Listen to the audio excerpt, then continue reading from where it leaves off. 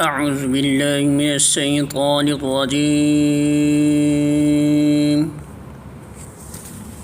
بسم الله الرحمن الرحيم.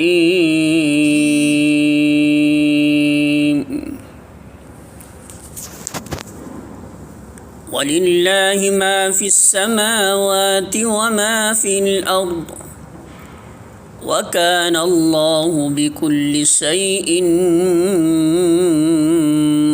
محيطا.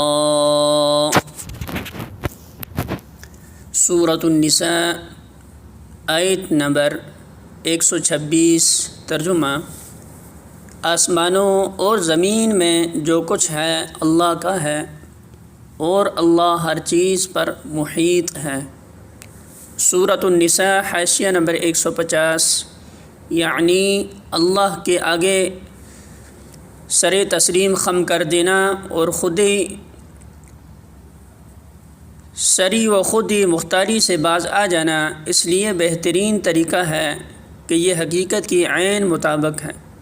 جب اللہ زمین و آسمان کا اور ان ساری چیزوں کا مالک ہے جو زمین و آسمان میں ہیں، تو انسان کے لیے صحیح رویہ یہی ہے کہ اس کی بندگی و اطاعت پر راضی ہو جائے اور سرکشی چھوڑ دے. سورۃ النساء حاشیہ نمبر 151. یعنی اگر انسان اللہ کے آگے سر تسلیم خم نہ کریں اور سرکشی سے باز نہ آئے تو وہ اللہ کی گرفت سے بچ کر کہیں بھاگ نہیں سکتا. اللہ کی قدرت اس کو ہر طرف سے گھیرے ہوئے ہے.